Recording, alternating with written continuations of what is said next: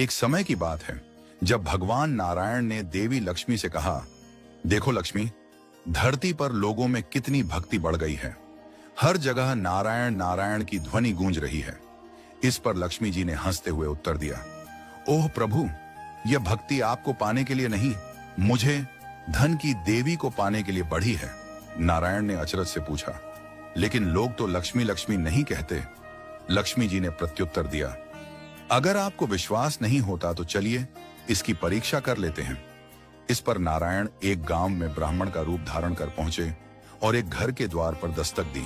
घर के मालिक ने दरवाजा खोला और पूछा, आप कहां से आए हैं? ब्राह्मण रूपी नारायण बोले, मैं यहां भगवान की कथा कीर्तन करना चाहता हूं। घर के मालिक ने उनका स्वागत करते हुए कहा, ठीक है महाराज, आप मेरे घर में रहिए।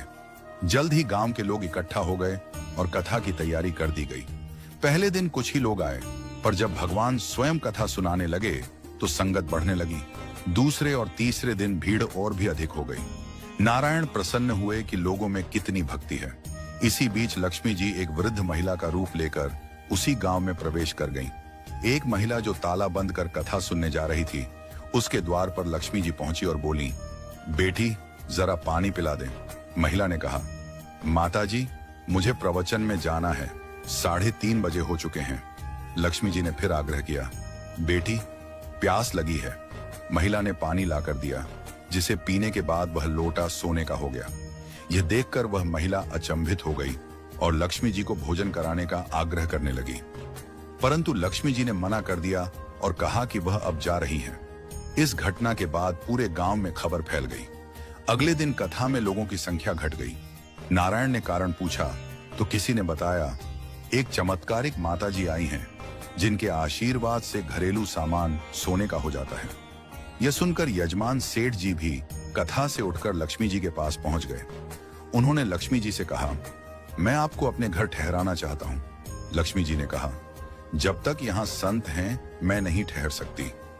सेठ जी ने भगवान नारायण को धर्मशाला में ठहराने का आदेश दे दिया। जब नारायण जी ने सेठ जी से कारण पूछा तो उन्होंने कहा, नहीं नहीं, अब आप यहां से जाओ, आपको धर्मशाला में रहना होगा, क्योंकि मुझे किसी और मेहमान को ठहराना है।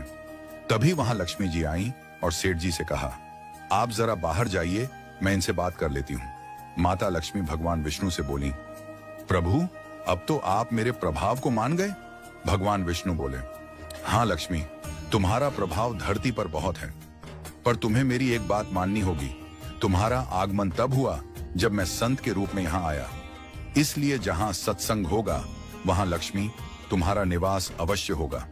यह कहकर भगवान विष्णु वहां से चले गए। प्रभु के जाने के बाद अगले दिन सेठ के घर गांव वालों की भीड़ उमड़ पड़ी। सभी चाहते थे कि वह माता उनके घर भी आए। तभी लक्ष्मी माता अपने असली रूप में प्रकट हुई।